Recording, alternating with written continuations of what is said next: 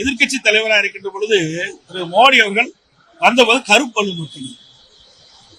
திரு ஸ்டாலின் அவர்கள் முதலமைச்சர் இருந்த பொழுது அவர் தமிழகத்துக்கு வருகின்ற போது வெள்ளைக்குடை பிடித்தவர் தான் இந்த முதலமைச்சர் ஸ்டாலின் அவர்கள். வெள்ளைக்குடியுடன் முதல்வர் ஸ்டாலின் சென்றுள்ளதாக கூறிய எதிர்க்கட்சித் தலைவர் எடப்பாடி பழனிசாமிக்கு முதல்வர் மு க ஸ்டாலின் பதிலடி கொடுத்துள்ளார். அறவழியிலே அனைத்து இந்திய அண்ணா திராவிட முன்னேற்ற கழகத்தின் சார்பாக அரக்கோணத்திலும் தஞ்சையிலும் மிகப்பெரிய ஆர்ப்பாட்டத்தை நாங்கள் நடத்தியிருக்கின்றோம்.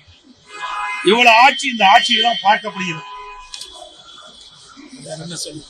அதே போல இன்றைக்கு கோவை மாவட்டத்தில் பொள்ளாச்சியில ஒரு காப்பகத்துல 21 மதிக்கத்தக்க ஒரு ஆணவரை அந்த காப்பகத்திலே சேர்க்கப்பட்டிருக்கின்றார். அவரை அடித்து துன்புறுத்தி கொலை செய்யப்பட்டு அவருடைய நிலத்திலேயே புதைக்கப்பட்டதாக செய்திகள் வெளிவந்துள்ளன. ஆக இந்த ஆட்சியில் மக்களுக்கே பாதுகாப்பு இல்லை, பெண்களுக்கு பாதுகாப்பு இல்லை. அப்படிப்பட்ட ஒரு மோசமான ஆட்சி இன்றைக்கு தமிழகத்திலே நடந்து கொண்டிருக்கிறது. இனியாவது இந்த அரசு விழிப்போடு இருந்து மக்களை காக்க வேண்டும் என்று தெரிவித்து ஊடகத்தின் வாயிலாக தெரிவித்துக் கொள்கிறேன்.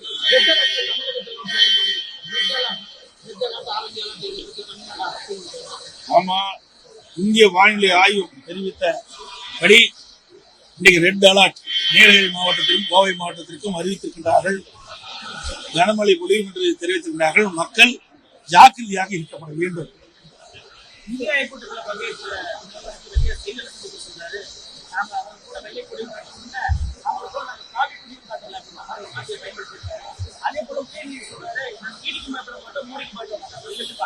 அருமையான கேள்வி.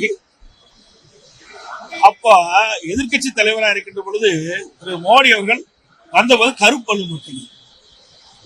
திரு ஸ்டாலின் அவர்கள் முதலமைச்சர் இருந்த பொழுது அவர் தமிழகத்துக்கு வருகின்ற போது வெள்ளைக்குடை பிடித்தவர் தான் இந்த முதலமைச்சர் ஸ்டாலின் அவர்கள். ஏன் கடந்த 3 ஆண்டு காலமாக பிரதமர் மந்தியை முழுமையாக சந்தித்து தமிழ்நாட்டை கோரிக்கை வைக்கல? இப்போ அவசியம் என்ன வந்தது? பிரச்சனை வந்துடுது. அந்த பிரச்சனைக்கு தீர்வு காண வேணும். அதன் அடிப்படையில் தான் இன்றைக்கு பிரதமரை தனிப்பட்ட முறையிலே பார்த்து என்ன பேசுறான்னு தெரியாது. அவர் சொன்னதுதான் வெளியில் வந்திருக்குது. பிரதமர் சொன்னதுதான் உண்மை வெளியே வரும். ஆனா இதையே ஏன் முன்கூட்டி செய்யவில்லை? இதுதான் மக்களுடைய கருத்து, எதிர்க்கட்சியுடைய கருத்து. கடந்த 3 ஆண்டு காலமாக நிதி ஆயோக் கூட்டம் நடைபெற்றுக் கொண்டிருக்கிறது. அந்த கூட்டத்தில் ஏன் கலந்து கொள்ளவில்லை? ஏன் தமிழ்நாட்டுடைய நிதியை பெறுவதற்கு பாரத பிரதமரை சந்திக்கவில்லை? இப்பொழுது அவசியம் என்ன வந்தது? பிரச்சனை வந்து விட்டது. அந்த பிரச்சனையை சரி செய்ய வேணும். அதற்காக பாரத பிரதமரை சந்தித்திருக்கின்றார். உதயநிதி அவர்கள் சொன்ன ஈடி கண்டாலும் பயப்படும் இல்ல, மோடி கண்டாலும் பயப்படும் இல்ல, அப்புறம் ஏன் அவர் தம்பி ஓடி வெளிநாட்டுக்கு ஓடுனாரு? அரைச்சமாவே அரைக்கிற மாதிரி அரைச்சிட்டு இருக்காரு. நான் அதை திருப்பி பதில் சொல்றதுக்கு தயாரா இல்ல. அதுக்கு பதில் சொல்லி என்னுடைய தரத்தை தாத்திக்கிறதுக்கு நான் விரும்பல. விமர்சனம் வைக்கப்பட்டது. டெல்லி பயணம் மேற்கொண்டிருந்தீங்க நிதி ஆயோக் கூட்டத்துக்கு. எதிர்க்கட்சி தரப்புல தொடர் விமர்சனங்கள் வச்சிருந்தாங்க. எதிர்க்கட்சி தெளிவா சொல்லிட்டாருமா, வெள்ளைக்குடி விட நான் போறேன்னு சொன்னாரு. வெள்ளைக்குடி போல காவி கொடியை நயத்திட்டு போல அப்படின்னு தெளிவா சொல்லிட்டேன். அதுக்கு என்ன பதில்? இந்த ஆட்சி முடிய தட்டியும் மக்களை அவங்களே காத்துக்கிடணும்.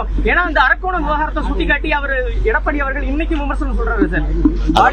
அதெல்லாம் கொள்ளடிச்ச ஆட்சி. ஏற்கனவே சாத்தான்குளம், தூத்துக்குடி, இந்த மாதிரி பல்வேறு சம்பவங்கள் இருக்கு. அதெல்லாம் எடுத்து சொல்லிட்டு தான் நேரம் பத்தாது. இதெல்லாம் வீம்புக்குன்னு பண்ணிட்டு இருக்கிறது. அதுக்கு சில மீடியாக்கள் இரையாகி அந்த செய்திகளை திரும்ப போட்டுக்கிட்டு இருக்கிறாங்க.